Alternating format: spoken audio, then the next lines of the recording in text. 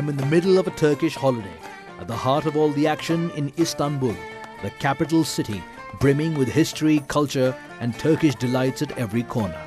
I set foot in Hagia Sophia, a landmark that boasts a past as a Byzantine church and an Ottoman mosque. I cruise down the Bosphorus with front row views of Asia on one side and Europe on the other. I explore medieval bazaars in their modern avtar, offering large heaps of local flavour, ranging from the sweet to the luxurious and the slightly dubious. I even volunteer, rather too hastily, for an old-fashioned pummeling, because no trip to Turkey is complete, they say, without a soapy hour in a steamy hammam. And then it's time for dinner and late-night entertainment on the streets of Kumkapı.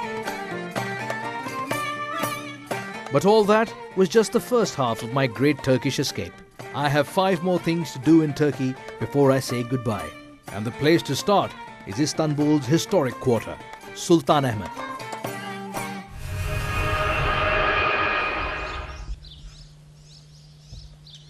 You had better love your history if you're visiting Sultanahmet.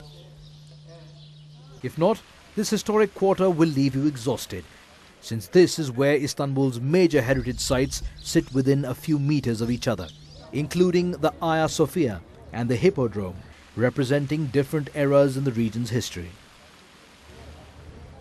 This was once the Hippodrome in the early 3rd century. Imagine what things would have been like then. The crowds going wild. Why?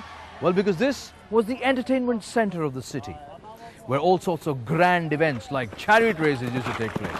In fact, that structure at the far end, known as the walled obelisk, used to serve as the turning point for the chariots in their race to victory. And of course, there's this wonderful other structure, the serpentine column, brought all the way from the temple of Apollo in Delphi. And there's this, the obelisk of Theodius, brought all the way from Egypt. And it's still standing, proud. So the entire Hippodrome area is still dotted with all sorts of architectural treasures. In Ottoman times, this was still an important part of town, serving as a place for imperial ceremonies, and of course, as the entrance for the Blue Mosque.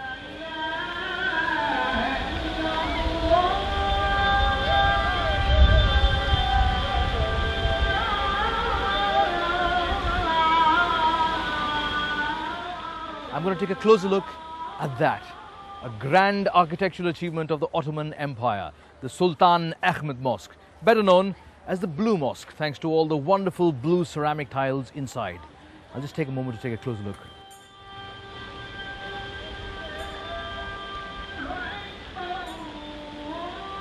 Right, time to go inside.